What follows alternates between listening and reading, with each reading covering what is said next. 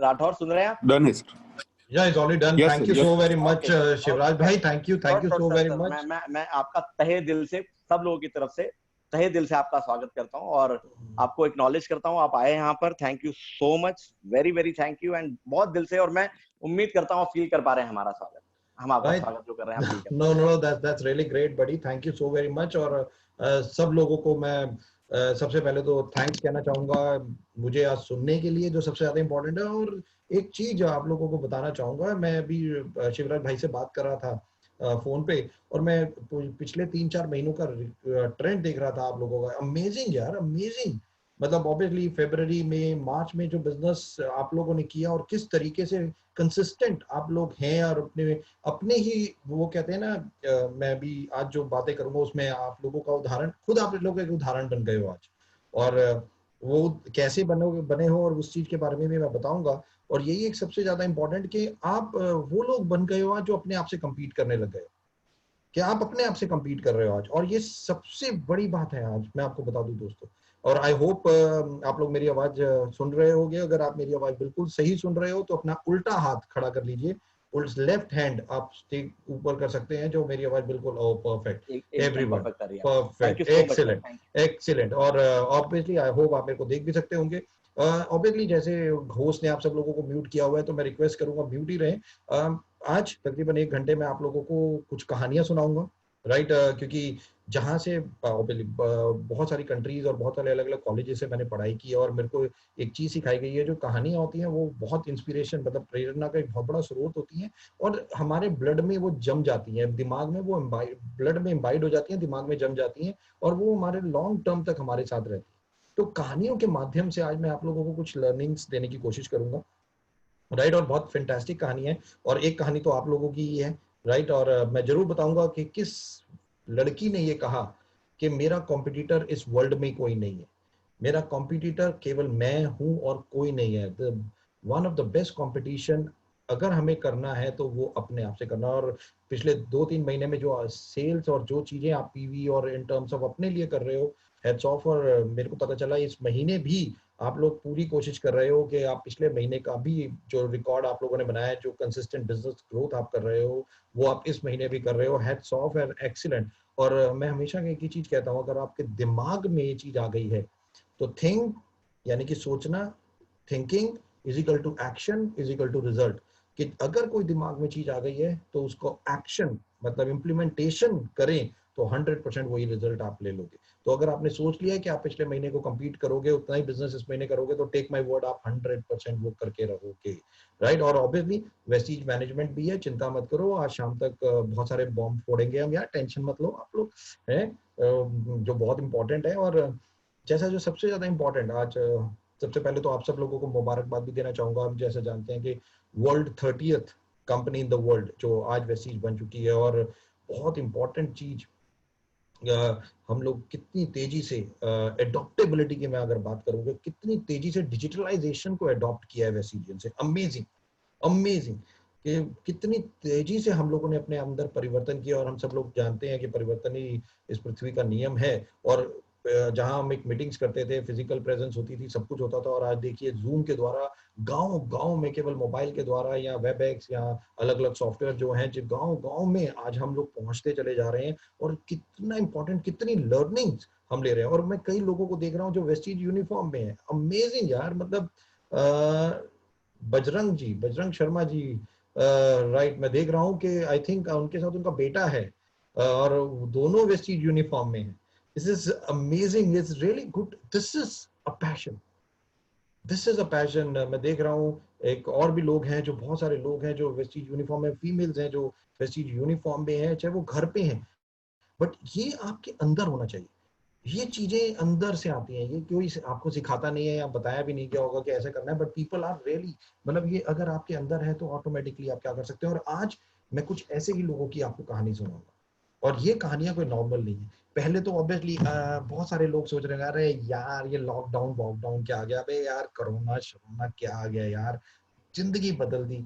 Obviously, but एक कहावत है बहुत इंपॉर्टेंट, वो किसी ने कहा है, जो होता है वो अच्छे के लिए ही होता है, राइट. अब मैं नहीं जानता ये करो ना क्या अच्छा करेगा या क्या अच्छा नहीं करेगा मैं नहीं जानता, बट ये भी बहुत सारी चीजें तो सिखा रहा है। और मेरे को एक ट्रेनिंग में एक चीज बताई गई थी और मैं अपनी ट्रेनिंग्स में भी बोलता हूँ, every negativity has got some sort of positivity, कि एवरी नेगेटिव वर्ड या सेंटेंस या सिचुएशन, हर चीज, कोई भी नेगेटिव चीज को भी उठाओगे अगर आप, तो उसमें कुछ ना कुछ पॉजिटिव जरूर होता है। तो ये हमारा नजरिया होता है कि हम वो पॉजिटिविटी, उस चीज को, जो नेगेटिव चीज है, नेगेटिव चीज को ले रहे हैं या पॉजिटिव चीज को ले रहे हैं।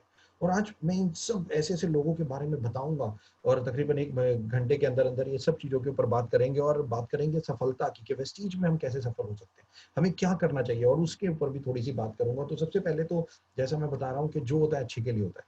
अब ये कोरोना आया है तो मैं ये भी मानने लग गया हूँ कि ये भी अच्छे के लिए, हाँ, बट एक चीज है, डेथ नहीं होनी चाहिए, राइट, बट ये भी शायद हमारे को बहुत कुछ सिखा दे, राइट। अगर आप इतिहास उठाओगे 100 ईयर्स में एक ऐसा हर बार होता है।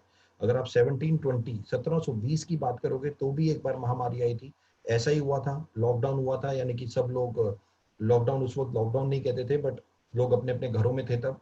1820 में भी ऐसा ही हुआ था, 1918 1918 में भी ऐसा ही हुआ था, और अब 2020, ये 4 साल का रिकॉर्ड है कि हर 100 साल बाद कुछ ऐसा होता है जब ऐसी कोई ना कोई प्रॉब्लम आ जाती है, राइट। बट ये इसके ऊपर ज्यादा नहीं जाएंगे, बट एक चीज, एक कहानी से जो सबसे पहले आप लोगों को बताना चाहूंगा, क्योंकि अब हम लोग क्या सोच रहे हैं, यार कब लॉकडाउन खुलेगा, कब बाहर जाएं यार, थक गए यार, ये हो गया यार, ये क्या कर रहा है यार, बहुत सारे इफ बट क्वेश्चन हमारे दिमाग में।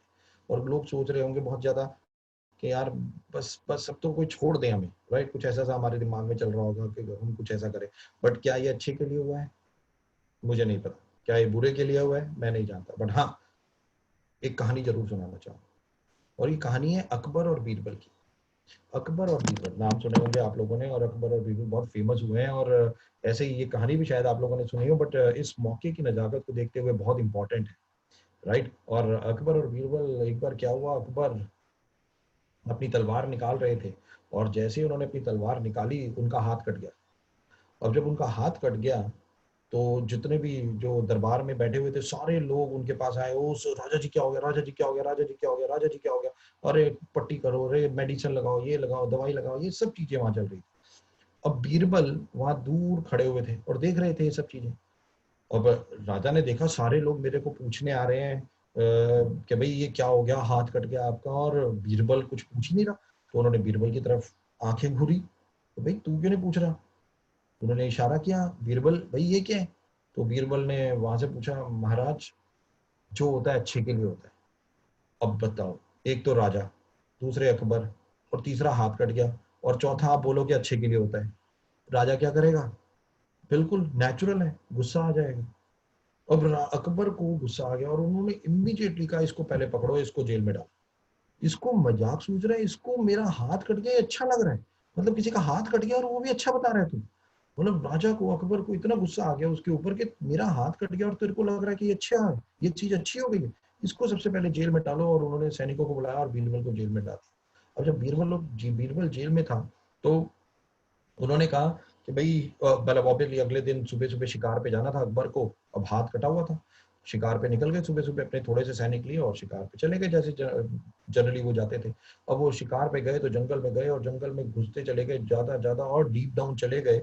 अब जब बहुत डीप चले गए तो उन्हें रियलाइज हुआ कि बहुत आगे अंदर तक आ गए। और जब तक रियलाइज हुआ तब तक देखा कि उनको चारों तरफ से ट्राइबल्स, जो ट्राइब्स होते हैं, आदिवासियों ने घेर लिया।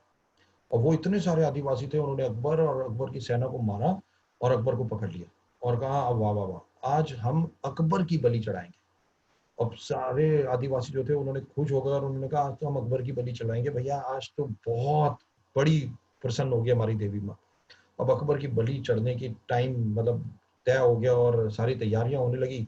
तो जब अकबर की बलि चढ़ रही थी तो ऑटोमेटिकली उन्होंने देखा कि अकबर का हाथ कटा हुआ है। और जैसे ही उन्होंने देखा हाथ कटा हुआ है तो उन्होंने, ट्राइब्स में आप लोगों ने सुना होगा कि किसी भी हैंडीकैप या किसी भी व्यक्ति की जिसको कुछ लगा हुआ है उसकी बलि नहीं दी जाती, राइट। मुझे नहीं पता, ये ऑटोमेटिकली हम सब लोगों ने सुना ही है। और जब जैसे ट्राइबल्स ने देखा कि अकबर का भी हाथ कटा हुआ है, और वो रुक गए, उन्होंने कहा नहीं नहीं नहीं, माँ को इसकी बलि नहीं दी जा सकती, इसको छोड़ दो। और अकबर को छोड़ दिया गया।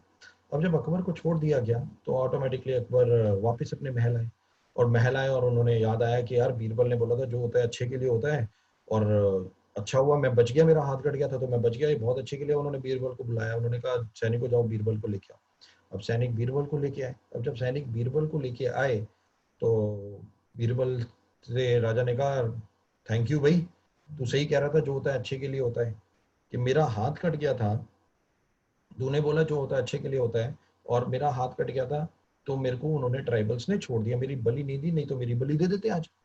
तो बीरबल ने कहा महाराज मैंने तो आपको बोला था जो होता है अच्छे के लिए होता है। तो राजा अकबर ने कहा यार तेल मैं एक बात तो समझ गया कि ये मेरे लिए अच्छा हुआ, पर तेरे लिए क्या अच्छा हुआ, तू तो एक रात जेल में काट के आया ना। उन्होंने कहा महाराज मेरे लिए भी बहुत अच्छा हुआ। उन्होंने कहा कैसे, तेरे लिए क्या अच्छा हुआ, तू तो जेल में रहा रात भर। उन्होंने कहा महाराज अगर मैं आप मेरे जेल में नहीं डालते तो मैं साथ में आपके शिकार पे जाता, और जब मैं आपके शिकार पे साथ में जाता तो आपका हाथ कटा हुआ था तो आपकी तो बलि नहीं दी जाती, बट मेरी बलि जरूर दे देते क्योंकि मेरा तो कुछ भी नहीं कटा हुआ। The most important things guys, whatever happen for good, and this is the fact of the life. शायद आज ये जो सिनेरियो है ये भी शायद नेचर हमें कुछ सिखा रही है, ये कुछ सिखा रही है कि आज हमें क्या करना चाहिए। और ये चीज जो आज आपके पास आई है ना, ये एक टाइम पे पांडवों के पास भी आई थी, राइट। जैसे आज आप घरों में है ना, ऐसे ही एक सिनेरियो था, एक समय था जब पांडवों को वनवास मिला था 12 साल का, 12 साल का वनवास दिया गया था और 1 साल का अज्ञातवास, आप लोगों को मालूम होगा ये सब बातें। तो जब 12 साल का वनवास दिया गया और 1 साल का अज्ञातवास, तो सारे पांडव उठे और चले गए। अब जब वो चले गए तो उन्होंने एक आश्रम में शरण ली, एक गांव में एक आश्रम में वो रहे वहां पे।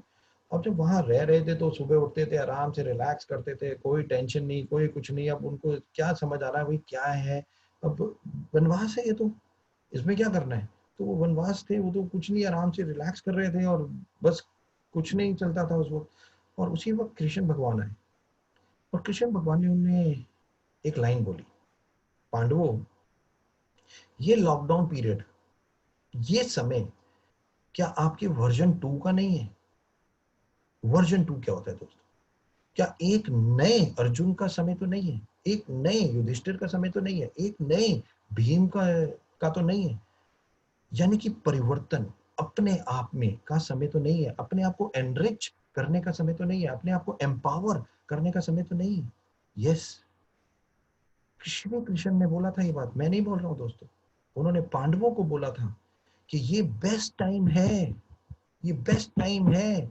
जब आपके पास कुछ नहीं है तो आपके पास सब कुछ पाने का सबसे बड़ा सही समय है। आपके पास कुछ नहीं है, कुछ नहीं कर सकते आप, तो सब कुछ पालो आप।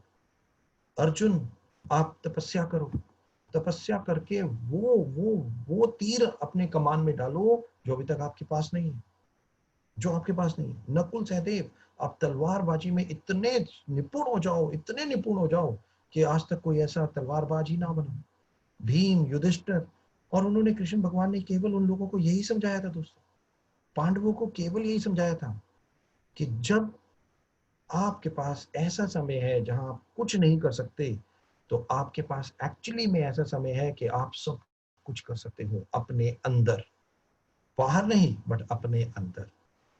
अपने अंदर से एम्पावरमेंट, अपने अंदर से एनरिचमेंट, जो एक सही टाइम आज का है। शायद हमारे लिए भी तो वही टाइम है। पिछले तकरीबन 20-25 दिन हो गए और आज मैं बताऊंगा क्योंकि मैंने बहुत सारे लोगों की ऑटोबायोग्राफी पढ़ी और बहुत सारे वेबिनार्स मैं कर रहा हूँ, बहुत सारे लोगों को मैं अलग अलग कहानियां सुना के, और मैंने कम से कम 50 कहानियां ऐसी 50 लोगों के बारे में स्टडी की और बताऊंगा बहुत सारी, आज तकरीबन 8-10 लोगों के बारे में तो ऐसे सिचुएशन बताऊंगा कि leaders, why the leaders are leaders, वो क्यों लीडर्स ही लीडर क्यों होते हैं, या एक नॉर्मल व्यक्ति लीडर कैसे बनता है, उसके पीछे बहुत बहुत काम, बहुत सोच की जरूरत होती है। नॉर्मली ऐसा नहीं होता, और इसीलिए कहा जाता है कि इस पृथ्वी पे 5% लोग 95% लोगों को चलाते हैं। यानी कि 5% are the people who are successful people, 95% of the people are a follower और अ लर्नर। मैंने क्या बोला, 5% are a successful, 95% are a follower और a learner, they are not a failure. वो फेलियर नहीं है, वो लर्नर है या फॉलोअर है। क्योंकि दोनों प्रकार में, लर्निंग में भी लर्नर्स भी और फॉलोअर्स भी दोनों सीखते हैं। बट फेलियर्स कभी नहीं सीखते, फेलियर्स हार मान जाते हैं, राइट। और मैं नहीं चाहता और मैं नहीं जानता और मैं ना चाहूंगा कि इस पृथ्वी पे कोई व्यक्ति हार माने। तो इसीलिए मेरी थ्योरी में 5 और 95% की ये थ्योरी है दोस्तों। और यही टाइम था जब श्री कृष्ण ने अर्जुन और पूरे पांडवों को कहा, go and just be yourself, be yourself. अब अपने अंदर देखने का टाइम है। जब आप बाहर नहीं जा सकते तो सेल्फ असेसमेंट का टाइम है, सेल्फ असेसमेंट। लीडर्स क्या करते हैं? लीडर्स यही करते हैं, जब उनके पास समय होता है तो वो परिस्थितियों को उसमें भी अपने अनुरूप कैसे बना सकते हैं, वो ये सोचते हैं। तकरीबन 20 दिनों में, जैसे मैंने बोला, कितने लोगों की ऑटोबायोग्राफी पढ़ी या कितना कंटेंट मैंने सीखा, मैं आज स्टोरी के माध्यम से आप लोगों को सिखाऊंगा। और यही चीज मैंने खुद रियलाइज की कि ये सेल्फ असेसमेंट का टाइम है, अपनी वीकनेस पे एक्चुअली काम करने का टाइम है ये। कि मैं अच्छा नहीं बोल सकता, मेरे को क्या बोलना है ये नहीं पता, तो मैं बुक्स पढ़ सकता हूँ, वीडियोस देख सकता हूँ, ई बुक्स सुन सकता हूँ, कुछ भी कर सकता हूँ, कुछ भी कर सकता हूँ। मेरे को हेल्थ के बारे में ज्यादा नॉलेज नहीं है, कंपनी की इतनी हेल्थ ट्रेनिंग हो रही है, मैं वो अटेंड कर सकता हूँ, मतलब कुछ भी। बट ये सही समय है अपने अंदर अपने आप को असेस करने का, अपने अंदर लोगों, अपने अंदर उन चीजों को डालने का जो आपको, जब जैसे धीरे धीरे चीजें नॉर्मल होंगी, आप ऑटोमेटिकली कहां से कहां पहुंच जाओ। अभी मैं एक सेशन अटेंड कर रहा था, उसमें एक चीज आई, आज आप लोगों को बता दूं, आज आप लोगों ने कल रात से देखा होगा, आज तक पे वेस्टीज के प्रोडक्ट के बारे में धूम मचाई जा रही है। आप लोगों के पास एक वीडियो आया होगा जिसमें आज तक ने बेस्ट इम्यूनिटी के प्रोडक्ट वेस्टीज के बारे में आज बताया है, राइट। आज तक में पूरी रिपोर्ट आई, आज जाके देखिएगा, और कहा गया है वेस्टीज के product is the one best immunity product is Vestige, right. तो आज ये आया है। और बहुत बहुत इंपॉर्टेंट कि आज जब इम्यूनिटी, लोग शायद जानते नहीं थे, मे बी आप लोग भी आज से 2 साल पहले ये वर्ड शायद आपने ना सुना हो, और आज भी बहुत सारे लोग आज सुन रहे हो ये वर्ड इम्यूनिटी। बट आने वाला कल केवल इम्यूनिटी है दोस्तों, कल इम्यून सिस्टम ही अब आपको बचाएगा। Future, future is immunity. और मैसूर में मेरी एक हेल्थ टीम गई थी आज से तकरीबन 1 साल पहले, और मैसूर मैसूर में एक न्यूट्रिसिटिकल कॉलेज है दोस्तों। मैसूर में बहुत बड़ा न्यूट्रिसिटिकल कॉलेज है। वहाँ पे आज से 1 साल पहले हम वहाँ पे गए और हमारी पूरी टीम थी वहाँ पे, और हम लोग न्यूट्रिसिटिकल के ऊपर बहुत रिसर्च करते रहते हैं। तो आप विश्वास नहीं करोगे, वहाँ के प्रोफेसर टीचर्स ने बोल दिया था 1 साल पहले की मैं बात कर रहा हूँ, उन्होंने बोला था future will belong to only nutraceutical, कि आने वाला कल केवल न्यूट्रिसिटिकल, फार्मास्यूटिकल, दवाइयां धीरे धीरे कम होती चली जाएंगी, बट इम्यूनिटी बूस्ट मतलब न्यूट्रिशन जो आने वाला फ्यूचर है। और आज देखो, आज कोरोना की कोई दवाई नहीं है, केवल न्यूट्रिशन से ही आज फ्यूचर है। न्यूट्रिशन से, योर इम्यूनिटी इज द की। चाहे विटामिन सी की बात करें या सीबकथॉर्न की बात करें, एलोवेरा की बात करें, आंवला की बात करें, स्पारुलिना की बात करें, दिस इज फ्यूचर नाउ। कि लोग शायद जानते नहीं थे, बट आज लोग आपके पास आएंगे।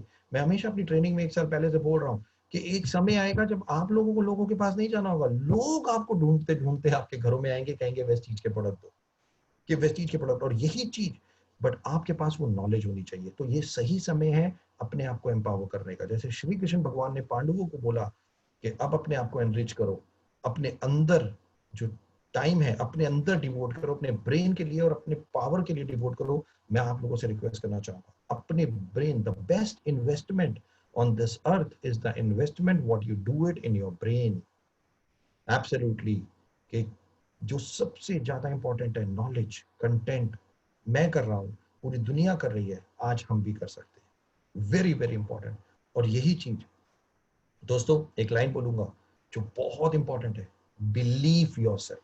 और ये बिलीफ आपको अपने ऊपर रखना है, डरना नहीं है, हार नहीं माननी, बिलीव रखना है। क्योंकि मैं हमेशा कहता हूं, from believer to achiever, from believer to achiever. जो बिलीव करता है अपने ऊपर वही एक अचीवर होता है, वही अचीव करता है। जो अपने ऊपर बिलीव ही नहीं करता वो क्या अचीव करेगा दोस्तों।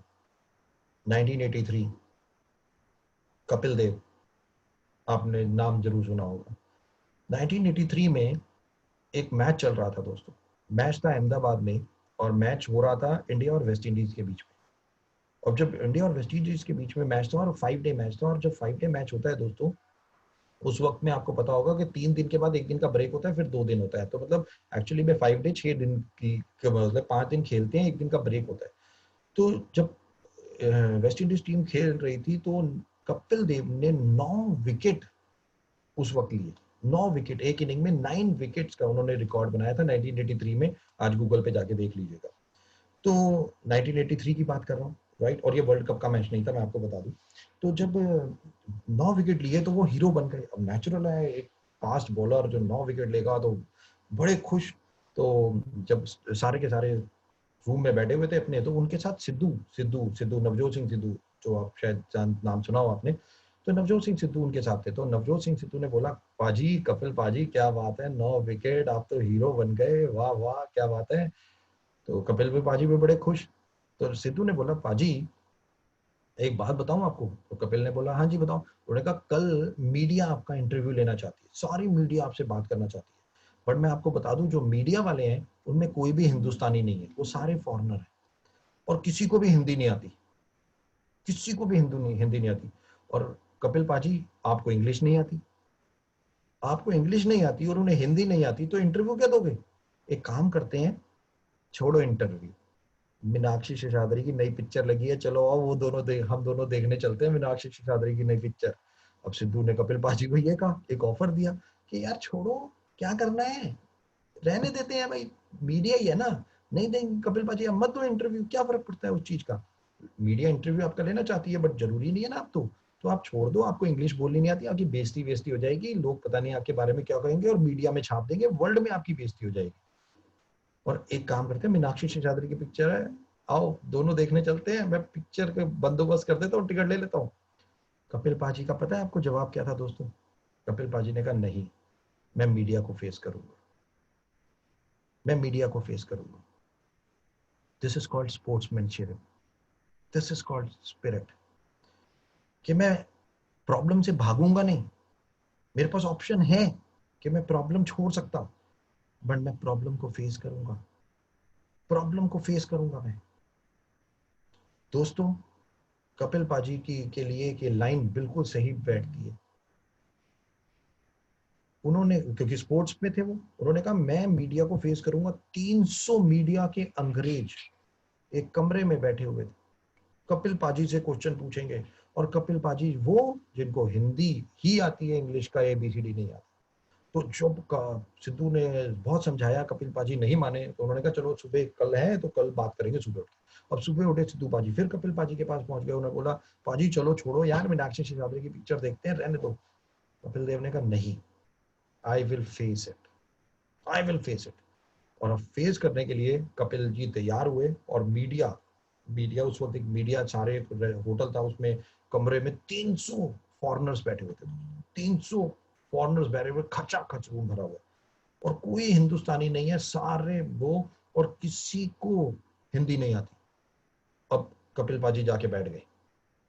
अब जैसे ही जाके बैठ गए, अब सिद्धू साहब भी साथ खड़े थे सपोर्ट करने के लिए, क्योंकि सिद्धू साहब को थोड़ी सी अंग्रेजी आती थी। तो उन्होंने कहा, मैं चलो थोड़ा सा देख लेता हूँ, सपोर्ट कर दूंगा। अब कपिल पाजी ऐसे बैठे हैं जैसे अभी आप लोग बैठे हैं ना, आप लोग भी ऐसे लग रहा है जैसे मीडिया का इंटरव्यू अभी आप लोगों के लिए भी होगा, आप लोग भी आंसर दोगे, राइट। तो ऐसे ही कपिल पाजी बैठे थे और मीडिया वाले सामने बैठे थे। और जैसे ही कपिल पाजी ने बोला, ओके आस्क, उधर से क्वेश्चनों की बरछार। Kapil, you are only the fast bowler in India. Why India can't produce another fast bowler? What is this happening in India? What is your future? What do you want to do? ढा ढा ढा ढा, मतलब कहा जाता है nuclear bomb Kapil Dev ji के ऊपर आ रहे थे। अब वही किसी को इंग्लिश नहीं आती है, उसको फॉरेनर इंग्लिश में बात करें, तो आप समझ सकते हो क्या हालत होती होगी। तो एक पत्रकार खड़ा हुआ, उसने बोला, Kapil Dev, tell me one thing, why India can't produce another fast bowler. कि इंडिया कोई दूसरा फास्ट बॉलर क्यों नहीं प्रोड्यूस कर सकती। और कपिल देव जी ने टूटी फूटी अंग्रेजी में एक जवाब दिया। उन्होंने क्या बोला बताता हूं। उन्होंने बोला, my mother is 62 year old, my father died, they can't produce another child, they can't produce another Kapil Dev.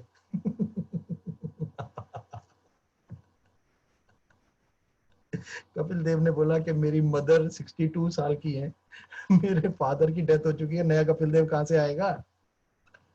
मतलब इतनी इंग्लिश भी नहीं आती थी वो उस वक्त, और वो मीडिया के सामने ये बोल रहे थे दोस्तों। पर द मोस्ट इंपॉर्टेंट, तकरीबन 2.5 घंटे कपिल देव जी वो मीडिया के सामने रहे, और सारे क्वेश्चंस का आंसर जैसे वो दे सकते थे उन्होंने दिया। From believer to achiever. If you believe in yourself, you can do anything. You will be the achiever. You are the one. अगर आप अपने ऊपर भरोसा करते हो तो टेक माय वर्ड, आप कुछ भी कर सकते हो दोस्तों. If you don't have a believe in yourself, अगर आप अपने ऊपर ही भरोसा नहीं करते तो दुनिया आपके ऊपर भरोसा करेगी? नेवर, नेवर, और पॉसिबल ही नहीं. और उस दिन कपिल देव ने एक चीज सिखाई कि यस, मैं अपने ऊपर बिलीव करता हूं.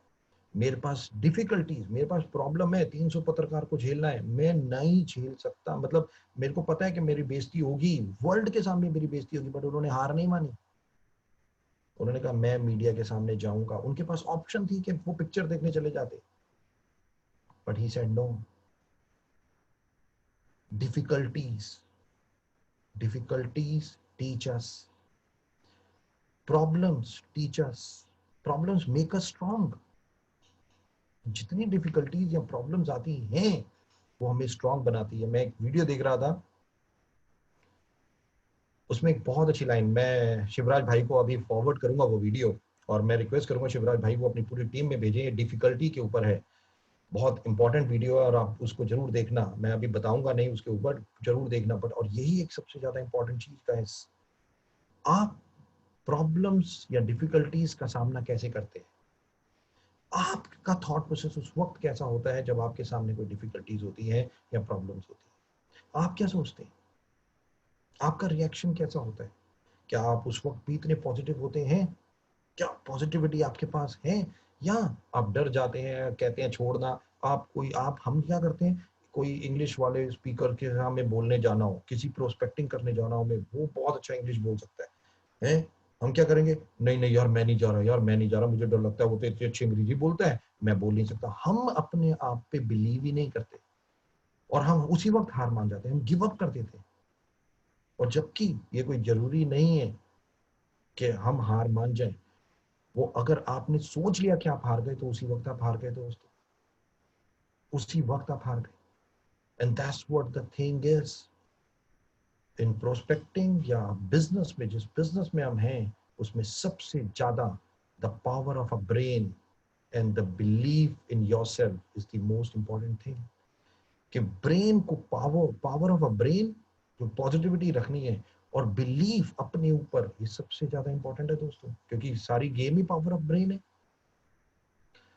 कपिल पाजी चाहते तो उस वक्त कुछ नहीं, आराम से रेस्ट करते, पिक्चर देखते, खाना पीना खाते, सोते, कुछ नहीं, कोई प्रॉब्लम से उन्हें कोई मतलब नहीं था और कोई पत्रकार उन्हें कुछ नहीं कह सकता था. But he said yes I will. What you से, आप क्या कहते हो जब आपके सामने प्रॉब्लम्स आती है, आप उन प्रॉब्लम्स को कैसे टैकल करते हो. क्या हम बहुत जल्दी हार नहीं मान जाते, या प्रॉब्लम्स के सामने हम जाने से डरते हैं. दोस्तों एक लाइन बोल रहा हूं, बहुत ध्यान से सुनना. Mistake is a teacher. I said mistake is a teacher. जब तक गलतियां नहीं करोगे तब तक परफेक्ट नहीं बनोगे. गलतियां ही हमें सिखाती हैं, सही बनाती हैं. कम से कम एफर्ट तो करते हैं. लोग एफर्ट ही नहीं करते दोस्तों, लोग एफर्ट ही नहीं करते. Mistake is a teacher. जो लर्निंग है हमारी, कि गलतियां करेंगे नहीं. मुझे एक बात बताओ, यहाँ बहुत सारी फीमेल्स हैं, अगर वो पहली बार खाना बनाया होगा तो सही मायने में नहीं बना होगा उनसे, बट वो बार बार बनाती रही होंगी तो आज वन ऑफ द बेस्ट बना रही हैं, वन ऑफ द बेस्ट बना रही हैं. अगर कुछ भी काम हम लोगों ने पहली बार किया होगा उसमें बड़ी प्रॉब्लम्स आई होंगी, हमें सब आई होंगी. किसी ने गाड़ी चलाई होगी, किसी ने मोटरसाइकिल चलाई, प्रॉब्लम्स आई होंगी. बट उस प्रॉब्लम्स को ओवरकम हमने एक ही काम को बार बार करके किया दोस्तों. एक ही काम को बार बार, क्या मैंने बोला, काम एक ही है बट उसे बार बार करना है, तभी वो परफेक्शन में जाता है, तभी वो परफेक्शन में जाता है. और तभी तो मिस्टेक इज अ टीचर. भागना नहीं है प्रॉब्लम से, फेस करना है. गलती भी हो रही है, डरना नहीं है, बिलीव करना है अपने ऊपर, that I am the, yes I am the one. इतना पॉजिटिव रहना है अपने आप. और पॉजिटिविटी की तो मैं एक मिसाल देता हूँ, हमारे हनुमान जी, हनुमान जी का सुना है ना आपने, हनुमान जी, वही हनुमान जी जो सो गए थे, जिनको अपनी कैपेबिलिटीज भी याद नहीं थी, उनको जगाया गया, भाई उठो भाई आप उड़ सकते हो, तो वो उड़ के सीता मैया के पास गए. याद है ना आप लोगों को, आपने रामायण में देखा होगा ये सारी चीजें. आपको पता है जब हनुमान जी को ये बताया गया कि आप उड़ सकते हो, उड़ गए और मुंदरी लेके सीता मैया के पास पहुंच गए।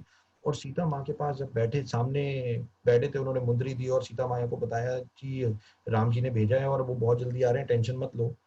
तो उन्होंने कहा सीता मैया मुझे बहुत भूख लगी है।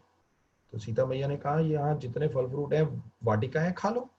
और हम सब लोग जानते हैं कि उन्होंने वाटिका का क्या हाल किया था, तहस नहस कर दिया था। और रावण ने उन्हें पकड़ने के लिए लोग बुला लिए थे। रावण ने कहा ये वानर जो है इसको पकड़ो। अब जब वानर को पकड़ने के लिए सारी सेना लग गई, कितनी लोग लग गए थे, बट वो सेना हाथ ही नहीं आ रही, और वानर हाथ ही नहीं आ रहा था हनुमान जी। अब जब हनुमान जी हाथ नहीं आ रहे थे तो मेघनाथ आया। और जब मेघनाथ आया तो मेघनाथ, आप याद करना, अभी रामायण चल रही है, मे भी देखना भी, तो क्या हुआ था उस वक्त, मेघनाथ ने ब्रह्मास्त्र चलाया था, सबसे बड़ा तीर चलाया।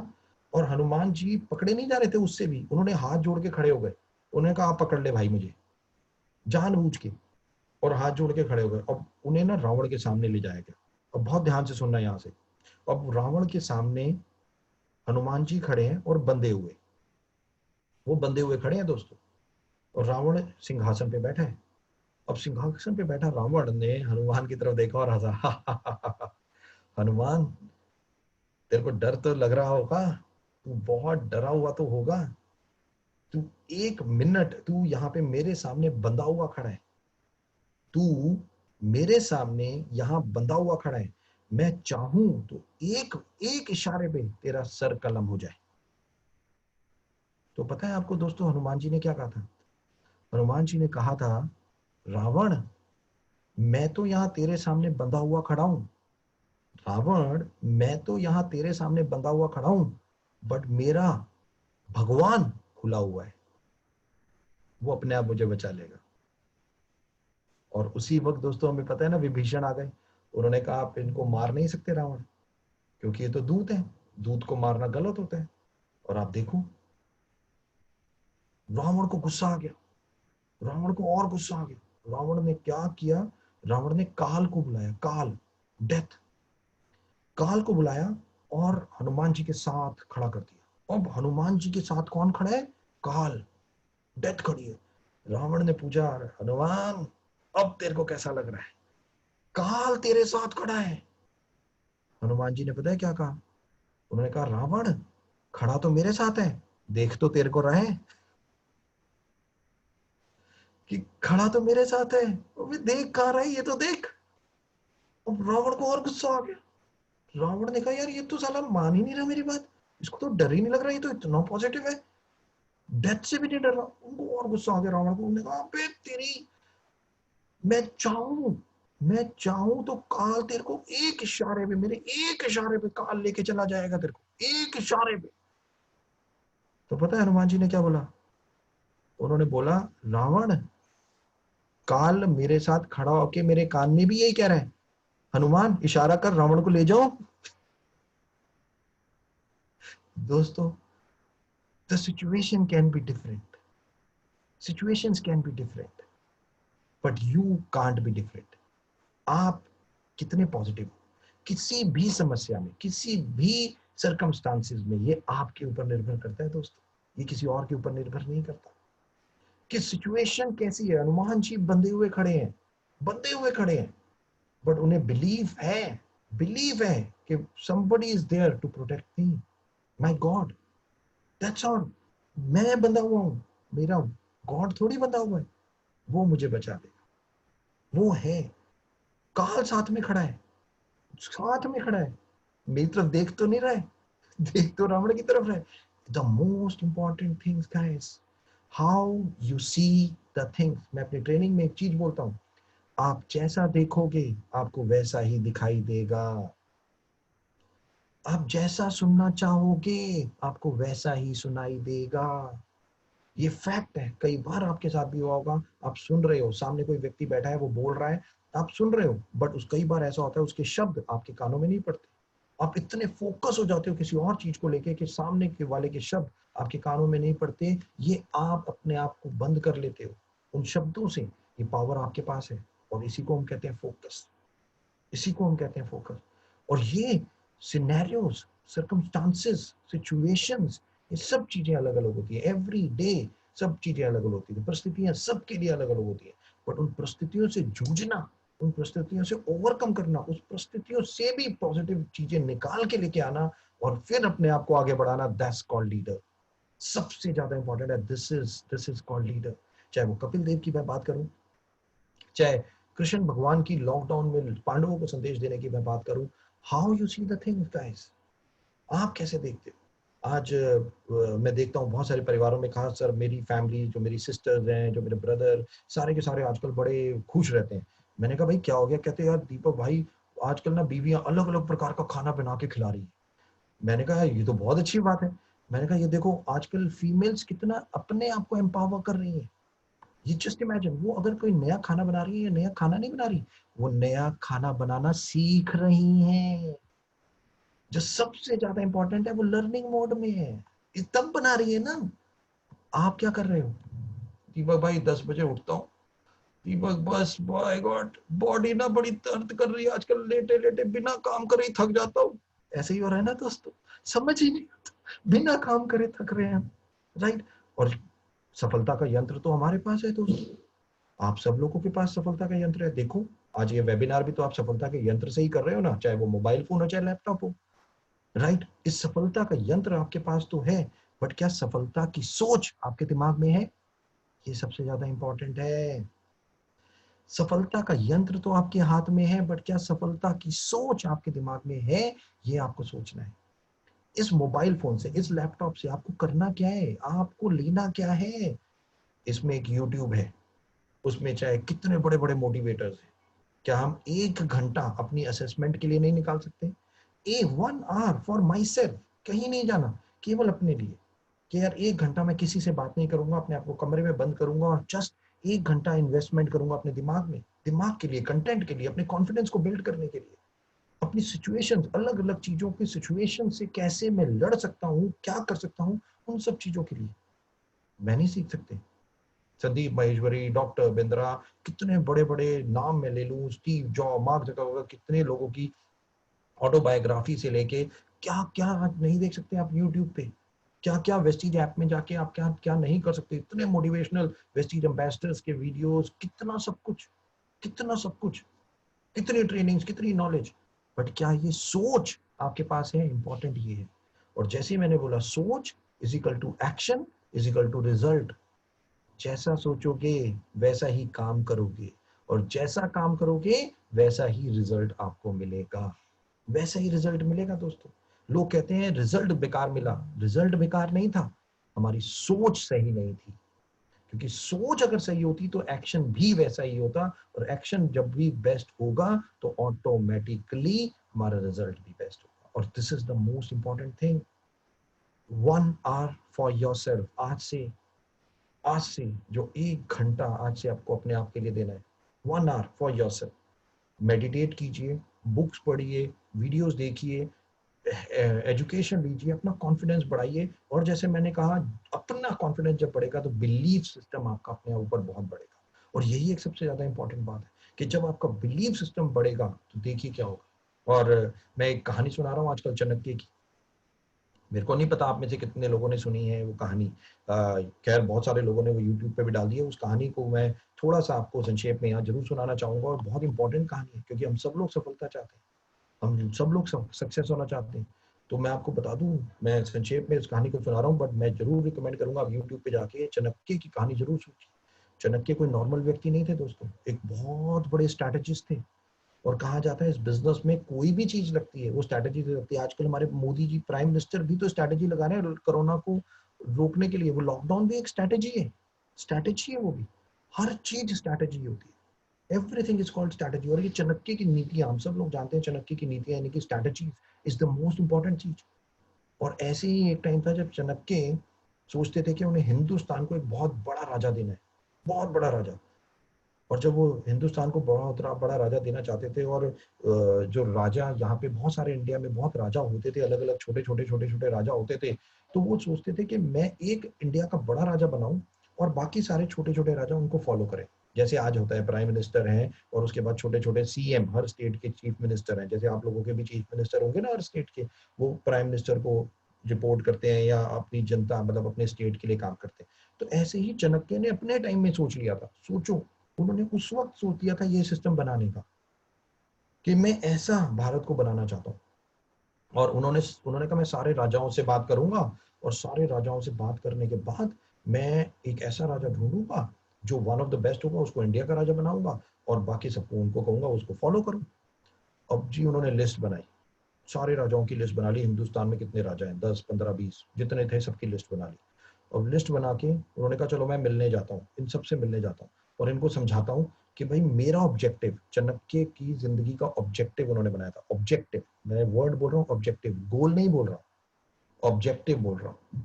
ऑब्जेक्टिव और गोल में बहुत फर्क है और मेरा एक वीडियो है जिसमें मैंने बताया है ड्रीम, गोल और ऑब्जेक्टिव, ये तीनों चीजें अलग अलग है। लोग एक ही चीज समझते हैं इनको, बट ये तीनों चीजें अलग अलग। ड्रीम, गोल और ऑब्जेक्टिव, ये तीनों डिफरेंट हैं। ड्रीम्स मैं कहता हूँ 95% कभी पूरे नहीं होते, 95% ड्रीम्स कभी नहीं पूरे होते, 95% गोल्स पूरे होते हैं।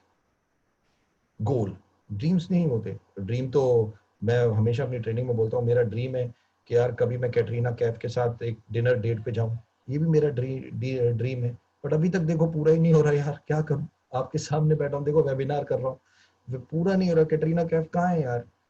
बट ये इसलिए पूरा नहीं हो रहा क्योंकि ये मेरा सपना है, ये भी गोल में परिवर्तित नहीं हुआ। जिस दिन ये गोल में परिवर्तित हो जाएगा, टेक माय वर्ड, मुझे ज्यादा टाइम नहीं लगेगा कैटरीना कैफ के साथ एक डिनर डेट के लिए।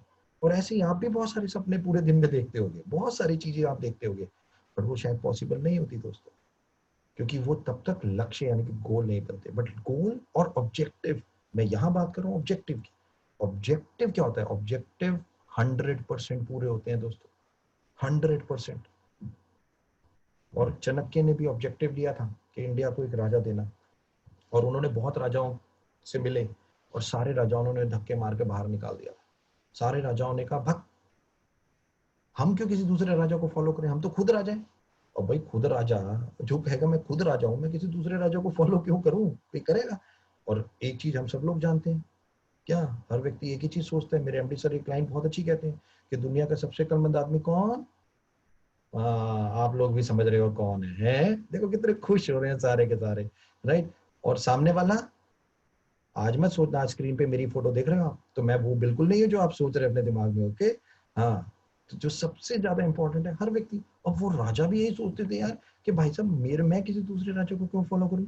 और ये तो चाणक्य का ऑब्जेक्टिव है ना, चाणक्य के ऑब्जेक्टिव से मेरे को क्या मिल रहा है भाई, मैं क्यों फॉलो करूं। उन्होंने कहा भाग यहाँ से। चाणक्य को लोगों ने, राजाओं ने मार मार के भगा दिया।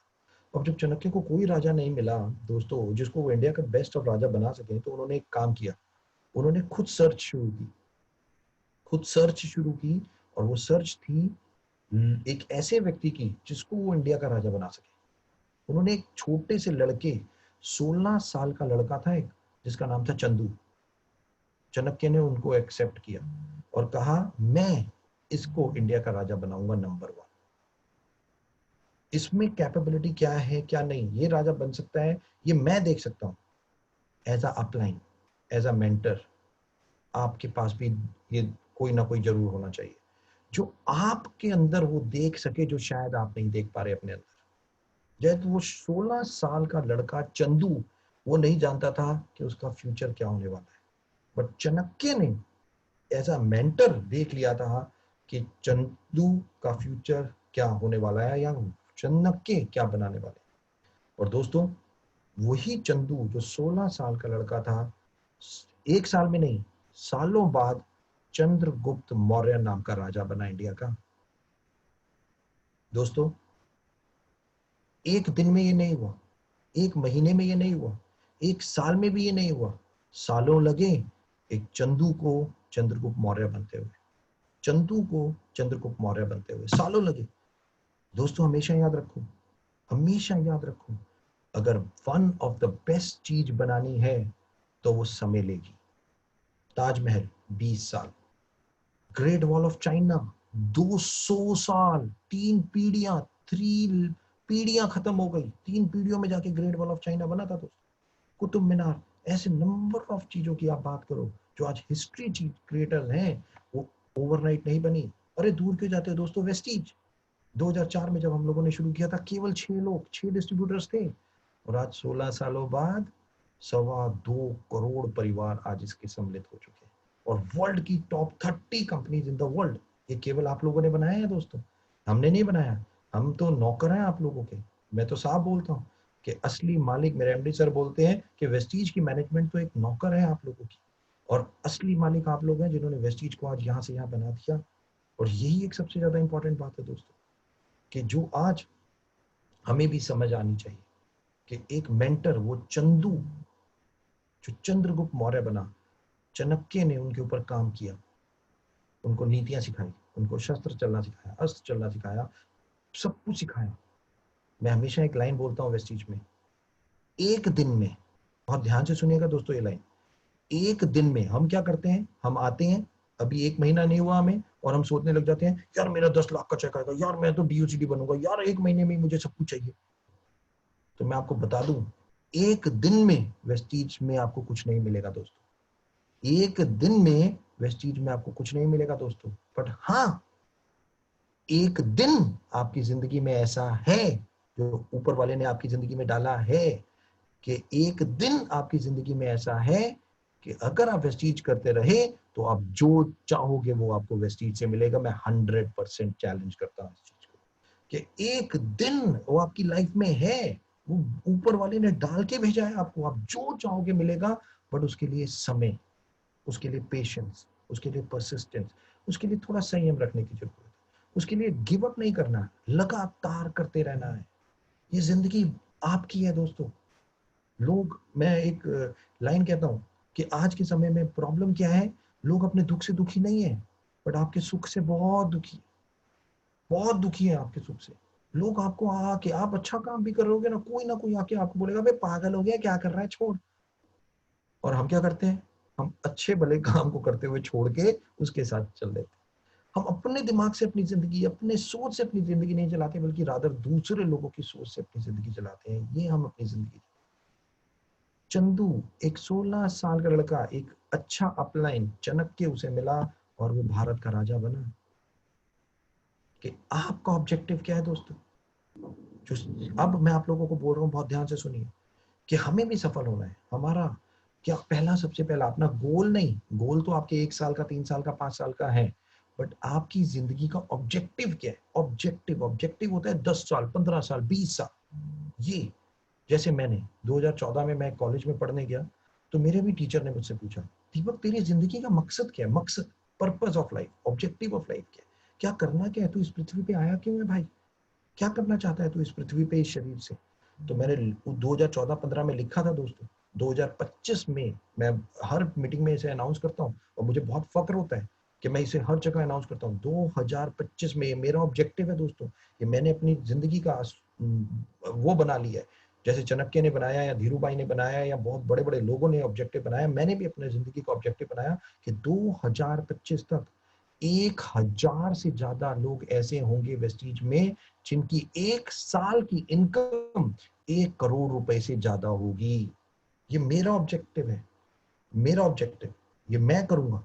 मैं 1,000 लोगों को ढूंढ रहा हूं, 1,000 से ज्यादा लोग 1 करोड़ रुपए से ज्यादा की अर्निंग 1 साल में अंदर कमाएंगे वेस्टीज में 2025 में। मैंने अपना ऑब्जेक्टिव बनाया दोस्तों, और बहुत फक्र होता है, मैं दुनिया को अनाउंस करता हूँ, मैं डरता नहीं हूँ किसी से, और मेरे को कोई संक्षेप नहीं है। स्पोर्ट्समैनशिप कपिल देव से सीखा है मैंने, डरना नहीं है, लड़ जाना है, भिड़ जाना है, चाहे जैसी भी सिचुएशन। जब तक लड़ेंगे नहीं, जब तक, मैं खुद सिखा रहा हूँ मिस्टेक इज अ टीचर, तो मैं, अगर मैं भी गलतियां नहीं करूंगा, और तो मैं भी कैसे परफेक्शनिस्ट बनूंगा। बट हाँ, जब तक ऑब्जेक्टिव नहीं होगा तब तक पाओगे क्या, इस लाइफ के मकसद क्या है, ये तो पहले सोचो। क्या हम करने आए हैं, खाना खाने, सोने, बस बातें करने, टाइम पास करने और चले जाने। मुझे इस टाइम पे बिल गेट्स की एक लाइन याद आती है दोस्तों। बिल गेट्स की एक लाइन, बहुत ध्यान से सुनिएगा ये लाइन। उन्होंने एक लाइन बोली थी कि लोग अक्सर क्या करते हैं, अपने माँ बाप को क्रिटिसाइज करते हैं। अरे यार मैंने किस घर में जन्म ले लिया, यार मेरे बाप बाप तो एक किसान है, यार मेरे बाप बाप एक नॉर्मल बिजनेस है, अरे मेरे बाप बाप ऐसे हैं, अरे मेरे बाप, हम ये कहते हैं तो मेरी जिंदगी क्या होगी। हम ये सब सोचते हैं कि यार करोड़ मुकेश अंबानी के घर पैदा हुए होते तो क्या बात होती, या रतन टाटा के घर पैदा हुए होते तो क्या बात होती है ना। ऐसे ही सोचते हैं ना आप सब, कि सब करोड़पति ऐश की जिंदगी मिल जाए। नो दोस्तों, बिल गेट्स ने एक लाइन कही थी, वो बहुत इंपॉर्टेंट, ध्यान से सुनिए। उन्होंने कहा था गरीब घर में पैदा होना कोई गुनाह नहीं है, गरीब घर में पैदा होना कोई गुनाह नहीं है, बट इस पृथ्वी पे गरीब मर जाना इस पृथ्वी का सबसे बड़ा गुनाह है। इस पृथ्वी का सबसे बड़ा गुनाह है कि अगर आप गरीब मर जाते हैं तो अपने ड्रीम्स को आप अचीव नहीं कर पाते, तो ये सबसे बड़ा गुनाह आप इस पृथ्वी पे करके जा रहे हो। क्योंकि हर किसी के सामने, हर किसी, जैसे आपकी भी जिंदगी है, हर किसी की जिंदगी ऐसी है दोस्तों। लोगों को लगता है उनकी प्रॉब्लम बहुत बड़ी है, उठा के देखो, उठा के देखो ऐसे लोगों की। हिमा दास, जिनसे मैं आज आप लोगों को कंपेयर करना चाहूंगा, जिनके पेरेंट्स एक फार्मर, जिनके पास 2 वक्त का खाना नहीं होता खाने के लिए, 2 वक्त का रोटी नहीं थी उस लड़की के पास, और जस्ट एक नॉर्मल स्कूल में गई, नॉर्मल स्कूल में, बस फुटबॉल खेलने का बहुत शौक था उसको बचपन से। लड़की फुटबॉल खेलती थी, 13 साल तक उसने फुटबॉल खेला। तो उनको भी एक, जैसे चाणक्य चंदू को मिला, हिमा दास को भी एक मेंटर मिला, और उस मेंटर ने हिमा दास को एक चीज समझाई। उसने कहा आप फुटबॉल मत खेलो, आप रनिंग करो, एथलीट्स में जाओ, आप बहुत बड़ा नाम करोगे, आपका बहुत अच्छा स्टेमिना है, आप वो काम करो। और 14 साल की उम्र में हिमा दास ने भागना शुरू किया दोस्तों, और उसका नाम भी ढिंग एक्सप्रेस पड़ गया, ट्रेन से ज्यादा तेज भागने लग गई वो, हम सब जानते हैं। और उनसे पूछा गया एक रिपोर्टर ने, हिमा ये कैसे, 1 साल में 5 से ज्यादा गोल्ड मेडल जीतना, पृथ्वी पे ही ऐसा आज तक कोई किसी ने नहीं किया, तुमने कैसे कर दिया भाई? तुम्हारा कॉम्पिटिटर कौन है, किससे इंस्पायर होते हो? उसने कहा nobody is my competitor and don't nobody inspire me anyone, nobody inspire me, I am the competitor of my self, I am the best competitor of my self.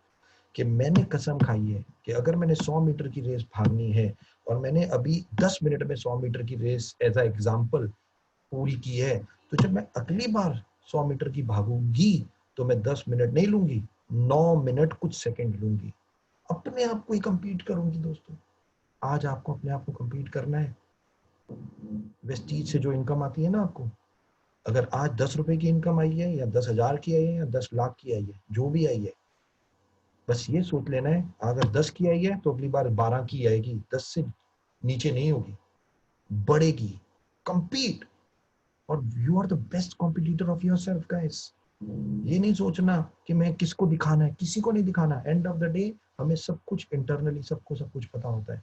हम यहाँ दिखाने के लिए नहीं किसी को आए, हम किसी को प्रूव करने के लिए नहीं आए। हिमा दास ने कहा मैं यहाँ पे किसी के लिए नहीं हूँ, मैं अपने लिए हूँ बस। But I will show the world what I can do, and she has done it, and she has done it. यही नहीं दोस्तों, और अब जिस परिवार के बारे में मैं बात करने जा रहा हूँ, अमेजिंग। आप लोगों ने टाटा ग्रुप का नाम तो सुना ही होगा, आपको शायद पता भी नहीं होगा कि टाटा ग्रुप, रतन टाटा जो अभी हैं, उनके फादर का नाम था जहांगीर JRD टाटा, और रतन टाटा के जो दादा थे उनका भी नाम था JRD Tata, Jamshed Ratan Tata basically, right. तो सबसे बड़े थे जमशेद, फिर थे जहांगीर, और फिर थे रतन टाटा। ये 3 पीढ़ियां हैं।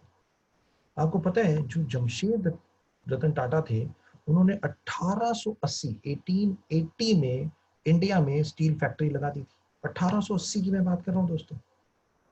वो इतने विजनरी थे कि 200 साल बाद क्या होना है वो ये देख रहे थे, 200 सालों बाद। Just imagine 200। आज हम तकरीबन 1880 से कब बैठे हैं, 2020, 140 साल हो गए ऑन एन एवरेज जिसकी मैं बात कर रहा हूँ। 140, 150 साल के आसपास का समय हो चुका है दोस्तों। उससे पहले स्टील फैक्ट्री लगा दी थी JRD टाटा। लोग अक्सर कहते हैं अरे दीपक जी मैं अकेला हूं, मैं क्या कर सकता हूं, मेरे से तो कुछ नहीं होता। तो आज मैं एक कहानी सुनाता हूं।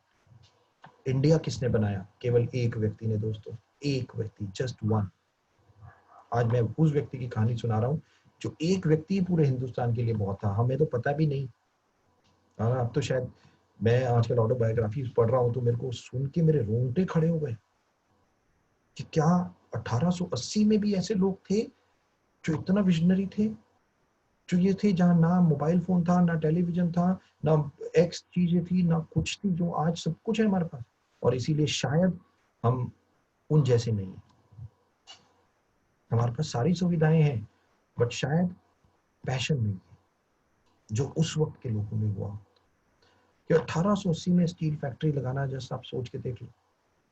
और उस वक्त टाटा ग्रुप यानी कि जमशेद टाटा की सोच थी कि मेरे को इंडिया को बहुत बड़ा लेके जाना है।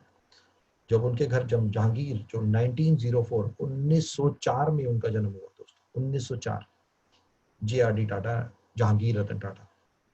और जब उनका जन्म हुआ तो उनकी पढ़ाई विदेश में हुई, और वो मेरे ख्याल से, मेरे को याद नहीं, फ्रांस में जब पढ़ाई पूरी हुई, फ्रांस में वो मिलिट्री में भर्ती हो गए। मिलिट्री में उन्होंने नौकरी की वहां पे। उनके फादर का बिजनेस था इंडिया में, स्टील, छोटा सा स्टील फैक्ट्री लगा दी थी उन्होंने उसको। और जब वो तकरीबन 1920s में, जब वो मेरे ख्याल से 26, 27, 28 साल के थे, तब उन्हें इंडिया बुलाया गया। और मैं आपको बता दूं कि ये व्यक्ति जब इंडिया आया तो ये बहुत यंग था, 25, 26, 27 साल की उम्र में। और टाटा उस वक्त, लोग उनसे सीनियर थे, तो टाटा ग्रुप का चेयरमैन JRD यानी कि जहांगीर रतन टाटा को बनाया गया।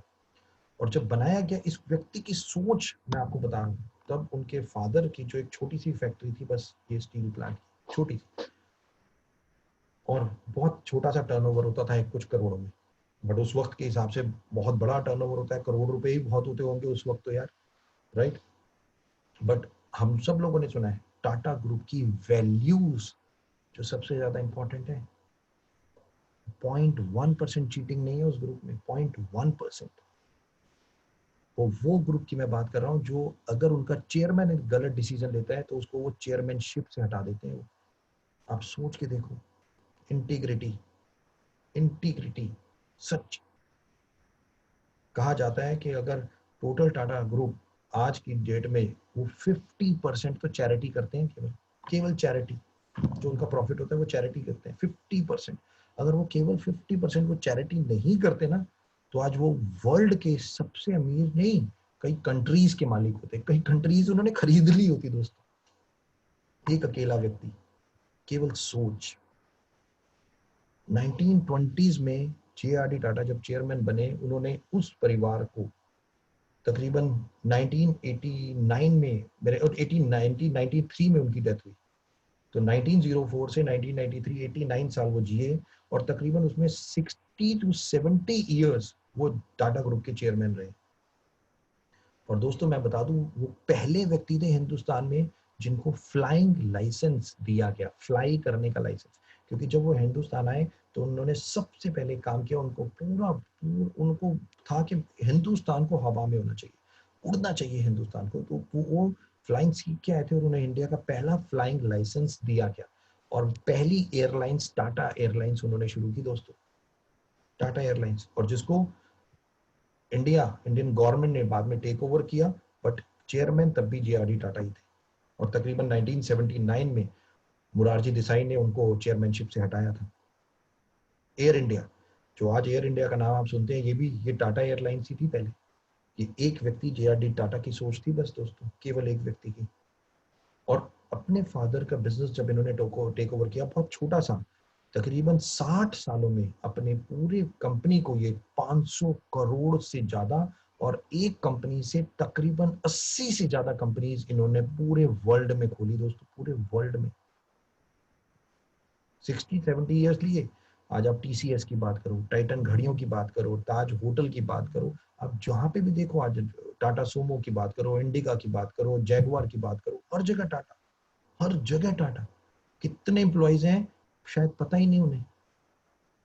और वैल्यूज है, बस उस परिवार की एक वैल्यूज है दोस्तों। केवल एक व्यक्ति, उन्होंने जवाहरलाल नेहरू के साथ काम किया, उन्होंने मोरारजी देसाई के साथ काम किया, उन्होंने इंदिरा गांधी के साथ काम किया, उन्होंने महात्मा गांधी के साथ काम किया, बट वो कभी भी महात्मा गांधी से मिल नहीं पाए। उन्होंने 3 बार महात्मा गांधी को बुलाया मिलने के लिए, बट वो अनफॉर्चुनेट था, नहीं मिल पाए किसी कारण से, महात्मा गांधी जी नहीं पा पाए। बट द मोस्ट इंपॉर्टेंट चीज जो मैं बता रहा हूँ, एक व्यक्ति की सोच। और हम कहते हैं कि एक व्यक्ति कुछ नहीं कर सकता, अगर मौका मिले तो पूरा नेशन एक व्यक्ति बना सकता है दोस्तों, पूरा नेशन। बट उसकी नेक सोच होनी चाहिए, सोच और वैसी एक्शन और वही रिजल्ट, जो मैं कह रहा हूँ आपको बार बार। और यही चीज JRD टाटा ने की इंडिया में। उन्होंने सबसे पहला कैंसर हॉस्पिटल बनाया, सबसे पहला कैंसर हॉस्पिटल, कि इंडिया में 19 मतलब 40s की मैं बात कर रहा हूँ, तब से उन्होंने इतना ज्यादा काम करना शुरू कर दिया था, कुछ कहने की हद नहीं। उन्हें भारत रत्न दिया गया और वो हमेशा मानते थे वो आपके इंडिया को हैप्पी इकोनॉमिकली स्ट्रांग नहीं होना इंडिया को। वो हमेशा कहते थे कि इंडिया की इकोनॉमिकली बहुत अच्छा इंडिया हो ना हो कोई फर्क नहीं पड़ता, बट इंडियंस यानी कि हिंदुस्तानी लोग खुश रहें और आगे तरक्की करें, ये उनकी सोच थी। वो कहते थे हिंदुस्तानी खुश रहें, हैप्पीनेस होनी चाहिए, प्रॉस्पर्स होने चाहिए, आगे बढ़ते रहें, उन्हें कभी किसी चीज की कमी ना हो, बस ऐसे होने चाहिए इंडियंस। इकोनॉमिकली हमें अमेरिका नहीं बनना, पर हमें खुश रहना, हैप्पीनेस चाहिए। और वो हमेशा जवाहरलाल नेहरू और उनकी जब बातें होती थी तो तकरार होती थी इसी चीज को लेकर, कि वो ये उनके थॉट प्रोसेस ये थे दोस्तों। और इसीलिए उन्होंने ही कहा कि जो सबसे ज्यादा इंपॉर्टेंट है कि मेरे एक बिलीव करने से एक पूरा नेशन बन गया, मेरे एक बिलीव करने से मैंने अपने ऊपर बिलीव किया और आज मैं एक best of the best achieve कर रहा हूँ। और दोस्तों सबसे ज्यादा इंपॉर्टेंट बात यही है कि एक व्यक्ति क्या कर सकता है, जस्ट नटशल में मैंने आपको बताने की कोशिश की, चाहे वो चाणक्य हो, चाहे वो कपिल देव हो, चाहे वो जे.आर.डी. टाटा हो, कि आज नंबर ऑफ, चाहे वो हिमा दास हो, चाहे वो नंबर ऑफ पीपल, हमें एग्जाम्पल्स की तो बात करें तो कितने एग्जाम्पल्स हमारे साथ में होंगे। और हो सकता है आज मेरी जितने लोग ये बात सुन रहे हो उसमें से भी कोई ऐसा व्यक्ति हो जो शायद एग्जाम्पल सेट कर चुका हो या आने वाले टाइम में एग्जाम्पल सेट करेगा। क्योंकि मैं हमेशा बोलता हूँ Vestigians are born to create history. Vestigians का जन्म ही हिस्ट्री क्रिएट करने के लिए हुआ है और हम कर चुके हैं। इकलौती इंडियन कंपनी है दोस्तों, इकलौती इंडियन कंपनी जो वर्ल्ड में पहुंच गई, टॉप 30 रैंक में पहुंच गई, कोई दूसरी इंडियन कंपनी नहीं पहुंची। और आज तक चैनल पे आज वेस्टीज को प्रमोट किया जाता है, आज तक वाले वेस्टीज को प्रमोट कर रहे हैं। आज वेस्टीज के प्रोडक्ट के बारे में उन्होंने पूरा वो चलाई। उससे पहले जब हम लोग 30th नंबर पे आए थे उन्होंने पूरी रिपोर्ट चलाई थी कि किस तरीके से वेस्टीज परिवार। और धीरे धीरे देखिए, मैं तो आजकल एक ही चीज कह रहा हूँ कि ये जो 3 महीने है ना, ये जो 3 महीने अप्रैल मई जून, जो अभी जो सिचुएशन चल रही है, वेस्टीज इन्हीं 3 महीनों में एक बहुत बड़ा हाहाकार मचाने वाली है। बहुत बड़ा काम इन्हीं 3 महीनों में वेस्टीज करने वाली है। और वेस्टीज की मैनेजमेंट इन सब चीजों के ऊपर काम कर रही है, सब चीजों के ऊपर काम कर रही है। और धीरे धीरे वो आने वाले टाइम में आप आज शाम से ही आपको कुछ चीजें पता चलेंगी। अभी आप अपने मोबाइल फोन ध्यान से रखिएगा क्योंकि अभी मैसेज बजने वाला है आपके मोबाइल फोन पे, मैं बता दूं। तो बहुत जल्दी आपके मोबाइल फोन पे एक चीज आज ही आने वाली है जो आप लोगों को आपके चेहरे पे और खुशी लेके आएगी और आप कहोगे वाह चलो लेट्स गो। एंड बस last but not the least यही कहूंगा, ऑब्वियसली सफलता और सहूलियत, बहुत ध्यान से सुनिएगा, सफलता और सहूलियत, सफलता और सहूलियत में फर्क क्या है? सहूलियत घर में मिलती है, सफलता बाहर मिलती है। ओह बट आजकल नहीं जाना, लॉकडाउन है, अभी नहीं जाना बाहर, ओके।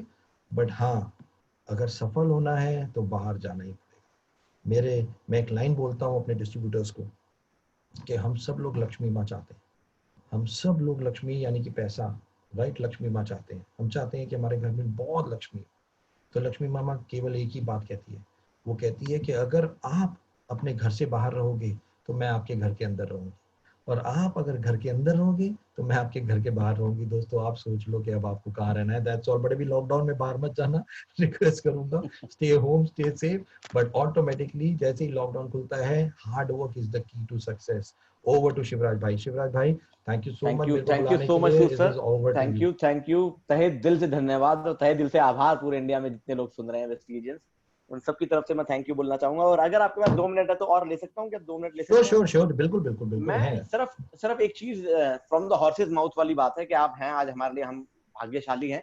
तो मैं एक चीज जरूर जरूर जानना चाहेंगे हम सारे ही लोग इनफैक्ट कि आजकल नेटवर्किंग में भी बहुत सारी कंपनीज है जो काम कर रही है इंडिया में, अच्छी भी है ट्रू बुरी भी है, मैं किसी के बारे में कुछ नहीं बोलूंगा, लेकिन सबके अपने अपने अपने पॉइंट ऑफ व्यू है। तो मैं from true. The horse's mouth ये जानना चाहता हूँ कि व्हाई वेस्टीज ओनली? हाँ ऑब्वियसली, वाई वेस्टीज।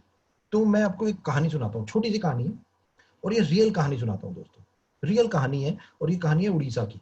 उड़ीसा का एक व्यक्ति जिसने वेस्टीज को ज्वाइन किया, वेस्टीज को ज्वाइन किया उड़ीसा में, और बहुत मेहनत की दोस्तों, बहुत मेहनत की, बहुत मेहनत की। और वो धीरे धीरे लेवल बढ़ते बढ़ते 1 लाख का चेक, 2 लाख का चेक, क्राउन डायरेक्टर, डीयूसीडी बन गए, 5-6 लाख रुपए पे पहुंच गए। और डीयूसीडी बनने के बाद वो वेस्टीज एम्बेसडर भी बन गए दोस्तों। वेस्टीज एम्बेसडर की कहानी सुना रहा हूँ, रियल कहानी, उड़ीसा से। कि वो वेस्टीज एम्बेसडर बन गए, उनकी इनकम 6 से 7 लाख रुपए पर मंथ। और मैं लोगों को बोलता हूँ, लोग मेरे को बोलते हैं दीपक जी हम वेस्टीज में क्या करने आए, वेस्टीज में क्यों आए, क्या करने आ रहे हैं। तो पहले तो लोगों को लगता है कि यहाँ नेटवर्क बना रहे आ रहे हैं। पहले तो मैं आपको ये क्लियर कर दूं, आप यहाँ वेस्टीज में नेटवर्क बनाने नहीं आ रहे दोस्तों। नेटवर्क एक जरिया है, ये एक रास्ता है। करना क्या है आपको वेस्टीज में, आप वेस्टीज में आ क्यों रहे हो, आप आ रहे हो फ्यूचर एसेट क्रिएट करने के लिए। फ्यूचर एसेट मैंने वर्ड यूज किया है यहाँ पे, आने वाले कल के लिए एसेट। एसेट क्या होती है, जैसे हम सब लोग जानते हैं, हमारे माँ बाप या दादा दादी ने कोई घर बनाया, आज जनरेशन जनरेशन आप यूज कर रहे हो उसे, दैट इज कॉल्ड एसेट। तो ये एसेट आप बनाने आए हो वेस्टीज में, आपको यहाँ नेटवर्किंग गोला गोला खेलने नहीं आए, फ्यूचर एसेट्स बनाने आए हो आप यहाँ पे। और ये इसका मैं मतलब समझाऊंगा अभी आपको। तो ये चीज अपने दिमाग से निकाल दीजिए, नेटवर्क बनाना है। नेटवर्क एक जरिया है जो आपको आपकी फ्यूचर एसेट्स में कन्वर्ट करेगा, वो फ्यूचर एसेट्स में होगा। आज आपका 10 लाख का चेक है, 20 लाख का चेक है, 5 लाख का चेक है, आप एक घर खरीदते हो, घर खरीदना मतलब एसेट्स बना। तो ऐसे ही वो व्यक्ति वेस्टीज में आया और उसने काम किया और वो वेस्टीज एम्बेसडर बन गया। मैं एक लाइन कहता हूँ, पास्ट इज अ हिस्ट्री, लिख सकते हैं, past is a history, future is a mystery. Past is a history, future is a mystery, present is a gift. कि पास्ट एक हिस्ट्री है, जो हो गया हम कुछ नहीं जानते, कुछ कर नहीं सकते उस चीज के बारे में, हम केवल सबक ले सकते हैं उससे, राइट। जो लर्निंग ले सकते हैं हम पास्ट से, जो गलतियां की उसे नहीं करना, रिपीट नहीं करना, that's all. Future is a mystery, future में क्या होना है किसी को नहीं पता। दिसंबर में सोचा था ऐसे वेबिनार कर रहे होंगे हम लोग, कुछ नहीं सोचा था, हमें हमें पता ही नहीं क्या होना है फ्यूचर में। तो past is a history, future is a mystery, present is a gift. आज ये समय, और इसमें सबसे ज्यादा इंपॉर्टेंट क्या है, मैं जिंदा हूं, इससे अच्छी बात ही कोई नहीं है। सबसे ज्यादा इंपॉर्टेंट है भाई, मैं जिंदा हूं, इससे अच्छी कोई बात है इस पृथ्वी में, कोई बात नहीं है। मैं सदगुरु जी के इंजीनियरिंग कोर्स में गया और मैंने इंजीनियरिंग की वहां से। तो जब कोर्स अटेंड किया तो वो मेरे को उन्होंने बहुत अच्छे एक लाइन बोलते हैं, कहते हैं दीपक जिंदगी में कभी भी प्रॉब्लम आए ना और तुम्हें अपने प्रॉब्लम का सॉल्यूशन ना मिले, तो एक बस सिंपल प्रॉब्लम का सॉल्यूशन बता देता हूँ, कभी भी कर लेना, तुम्हें इस प्रॉब्लम का सॉल्यूशन मिल जाएगा। मैंने कहा गुरुजी बताओ। उन्होंने कहा प्रॉब्लम क्या है, मैंने कहा मुझे 10 लाख रुपए महीना कमाने हैं। कहते अगर ना मिले तो। मैंने कहा जिंदगी बेकार है। कहते जिंदगी से पूछते हैं बेकार है या अच्छी। मैंने कहा वो कैसे बताएगी। कहते अभी बताता हूँ। कहते नाक बंद करो, मुंह दबा ले, नाक बंद कर ले और और मुंह बंद कर ले, देख 1 मिनट में तेरी बॉडी कहेगी गो हेल विद साला 10 लाख रुपए, भाई तू जिंदा रहा, ये बहुत इंपॉर्टेंट है। ऐसे ही होते हैं ना दोस्त, 1 मिनट में आपकी बॉडी रिस्पॉन्ड करेगी, साला भाड़ में क्या 10 लाख, जिंदा रहा, ये बहुत। तो सबसे ज्यादा इंपॉर्टेंट है, past is a history, future is a mystery, present is a gift. तो always thank God that you are alive, be happy with this, be happy for this. तो जो व्यक्ति था उसको भी नहीं पता था कि वो वेस्टीज एम्बेसडर बन गया, उसे फ्यूचर में क्या लिखा है।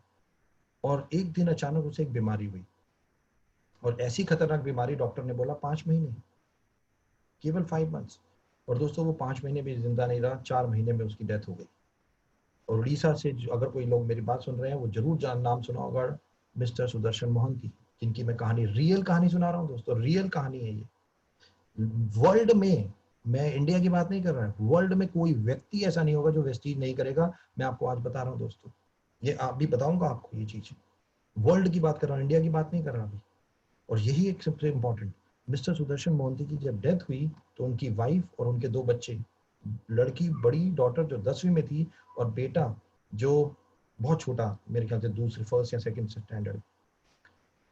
तो जैसे ही उनकी डेथ हुई, उनकी वाइफ को पता ही नहीं था कि वेस्टीज है क्या, वो कभी कभी काम ही नहीं किया उन्होंने वेस्टीज, कुछ मतलब ही नहीं, पता नहीं। और जब उन्हें पता नहीं तो हैरान परेशान, क्या करें, व्हाट नेक्स्ट। दोस्तों 2 महीने, 3 महीने, 4 महीने निकल गए, और उनकी डॉटर जो 10th स्टैंडर्ड में थी, उनको उनको रियलाइज हुआ कि जो पापा ये जो काम करके गए, हर महीने 6 से 7 लाख रुपए अकाउंट में आ रहे हैं। तो उनकी डॉटर ने मम्मा को बोला, मम्मा अभी पापा नहीं है, आप फिर भी देखो इतना पैसा एवरी मंथ हमारे आपके अकाउंट में आ जाता है, आप इस बिजनेस को आप क्यों नहीं करते। मिसेस मोहंती सोच ही रही थी कि उन्हें एक लेटर मिला। बहुत ध्यान से सुनिएगा दोस्तों, मिसेस शिवानी मोहंती ये सोच रही थी कि मैं वेस्टीज को फुल फोर्स में लेती हूँ, कि उनके घर में एक लेटर आया। तो उन्होंने लेटर लिया, लेटर खोला और पढ़ने लगी, तो लेटर उनकी डॉटर के स्कूल से आया। उनकी जो डॉटर है, उनकी बेटी जो है, उसके स्कूल से वो लेटर आया था दोस्तों। और उस लेटर में लिखा था, उन्होंने पढ़ना शुरू किया, उसमें लिखा था कि मैडम अब आपके पति नहीं रहे तो हम रिक्वेस्ट करते हैं कि आप अपनी डॉटर को हमारे स्कूल से निकलवा लीजिए, क्योंकि हमें लगता है कि अब आपके पास उसकी फीस देने के पैसे नहीं होंगे। ये लेटर आया था दोस्तों शिवानी मोहंती जी के पास। शिवानी मोहंती, सुदर्शन मोहंती जी की वाइफ, जहां पेरेंट्स हैं, आप सोच के देखना, आपके रोंगटे खड़े हो जाएंगे कि अगर आपके घर में ऐसा लेटर आ जाए तो रोंगटे खड़े हो जाएंगे आपके। शिवानी मोहंती स्कूल गई अपनी डॉटर के और स्कूल अथॉरिटी से मिली। बहुत ध्यान से सुनना, स्कूल अथॉरिटी से मिली और उन्होंने स्कूल अथॉरिटीज को एक लाइन बोली। उन्होंने बोला कि मेरे हस्बैंड मरने से पहले एक ऐसी एसेट्स, मेरे हस्बैंड मरने से पहले एक ऐसी एसेट्स मेरे लिए, हमारे लिए छोड़ के गए हैं कि अगर मैं चाहूं तो मेरी बेटी जिस क्लास में पढ़ती है उस क्लास में जितने बच्चे पढ़ते हैं मैं सबकी फीस दे सकती हूँ, सबकी फीस मैं दे सकती हूँ। This is called Vestige. Wonderful. This is called Vestige. लोग पूछते हैं वेस्टीज क्यों करनी चाहिए, केवल एक लाइन में आंसर दूंगा दोस्तों। एक व्यक्ति मेरे पास आया, कहता है दीपक जी मैं वेस्टीज क्यों करूं। अंग्रेजी में बोल रहा था, बहुत हाई फाई था। मैंने कहा व्हाट डू यू डू। कहता है आई एम वाइस प्रेसिडेंट, मैं एक कंपनी में वाइस प्रेसिडेंट हूँ। मैंने कहा वेरी गुड। मैंने कहा सैलरी, कहता 20 लाख रुपए। मैंने कहा वाह, इतनी सैलरी है भाई, क्यों वेस्टीज करेगा यार। कहता मैं क्यों करूं, मुझे तो ये बताओ दीपक जी। मैंने कहा बताता हूँ। मैंने कहा आपकी फैमिली में कितने लोग हैं। कहता मेरी वाइफ, मेरे 2 बच्चे। मैंने कहा वाइफ क्या करती है। कहता she is a house wife. कहता 2 लाख रुपए महीने का पैकेज है, 24-25 लाख रुपए साल के कमा लेता हूँ, मेरे को क्या करना है मेरी वाइफ को काम करके। मैंने कहा वेरी गुड। कहता मुझे तो ये बताओ कि मैं वेस्टीज क्यों करूं। मैंने कहा केवल एक लाइन में समझा रहा हूँ कि आपको वेस्टीज क्यों करनी है। कहता बताओ। मैंने कहा आप अपने आप को और अपनी फैमिली को, दोनों को देखते हो ना। कहता यस। मैंने कहा केवल एक काम करो, अपनी फैमिली को अपने बिना देख के देखो, आपको आंसर मिल जाएगा कि आपको वेस्टीज क्यों करनी है। जस्ट हट जाओ अपनी फैमिली से। भगवान ना करे दोस्तों कि हमारे साथ कुछ हो, but death is a fact. Death is a fact. Mister Prakash Singh commissioner Lucknow से, कैंसर, 80,000 रुपए की इनकम थी। आज मिसेस स्नेहलता मिश्रा 4 लाख रुपए। कैलकाटा से सुदीप्तो, नंबर ऑफ पीपल आज पढ़े लिखे इंजीनियर्स आते हैं और बोलते हैं thank you so much sir, हमें आज रियलाइज होता है कि हमें जिंदगी भर वेस्टीज करनी है, आज जिंदगी भर वेस्टीज करनी है, because this is the only asset we create now. ये आप नेटवर्क नहीं बना रहे, नेटवर्क इज अ जरिया, समझ लो। ये एक रास्ता है, मंजिल फ्यूचर एसेट है। आपको, आप जहां से भी जाना है, किसी और स्टेट में जाना है, मुझे दिल्ली से आगरा जाना है तो आगरा मेरा फ्यूचर एसेट है, बट रास्ता मेरा नेटवर्क है। नेटवर्क एक जरिया है जो आपको फ्यूचर एसेट दिलाएगा। आज मिसेस मोहंती 14 लाख रुपए पर मंथ कमाती है दोस्तों। इसीलिए वेस्टीज जरूरी है। दूसरी कंपनियां, बहुत सारी कंपनीज आती हैं, मैं किसी के बारे में कमेंट नहीं करना चाहूंगा, बट आज इतिहास उठा के देख लीजिए। लोग बाइनरी कंपनीज में, लोगों को लगता है बहुत जल्दी पैसा आता है। शिवराज भाई आप तो पता ही है, लोगों को लगता है कि बहुत, बट आज कितने लोग बाइनरीज देख समझ गए कि binaries companies are not stable companies. कोई फ्यूचर नहीं है वहां पे, शॉर्ट टर्म। लोगों को लगता है बहुत बड़ा पैसा कमा लेंगे हम, किसका, अपने ही रिश्तेदारों का पैसा दूसरों को दे देते हैं और बाद में जिंदगी भर रोते हैं। कितने लोग हमारे पास आते हैं और यही सबकी यही कहानी, सबकी यही कहानी दोस्तों। अगर मैं कहता हूँ बाइनरीज कंपनीज इतनी अच्छी होती तो वर्ल्ड की टॉप 100 कंपनीज में 90 से ज्यादा कंपनीज केवल प्रोडक्ट बेस्ड क्यों होती। अगर इतना ही सब कुछ अच्छा होता तो आज वर्ल्ड में वेस्टी 30th नंबर पे इंडिया की कंपनी कैसे पहुंच गई होती। यहाँ पे तो बहुत सारी बाइनरीज कंपनी भी इंडिया में आई, कितनी इंडियन कंपनीज भी आई और नाम नहीं लेना चाहूंगा कहाँ है आज, but the most important is a stable Vestige, that's all.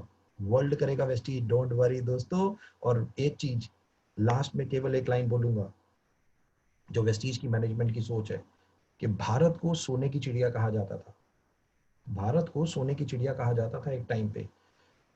आज आप लोगों के माध्यम से वेस्टीज जब 50 कंट्रीज में होगा और आप लोगों का नेटवर्क पूरे वर्ल्ड में होगा तो पूरे वर्ल्ड का पैसा वापस भारत में होगा और एक समय आएगा वापस भारत सोने की चिड़िया कहलाएगा। आपसे वादा करता हूं वापस भारत सोने की चिड़िया कहलाएगा। Thank you so much Shivraj भाई, thank you. Amazing. Thank you so much sir. तहे दिल से धन्यवाद, अंतरात्मा से हम आपको धन्यवाद बोलते हैं। Thank you, thank you so much everyone, thank you. बहुत सारे मैसेज आ रहे हैं, thank you so very much, thank you sir, thank you so much. Rathore भाई एंड कर दो आप। हेलो राठौर भाई, सुनाई दे रहा है आपको? आप दिखाई तो दे रहे हो? Yes sir. होस्ट आप ही हो तो एंड कर दो आप भी। बिल्कुल sir, thank you so much all of you. आप सब लोगों का तहे दिल से धन्यवाद जो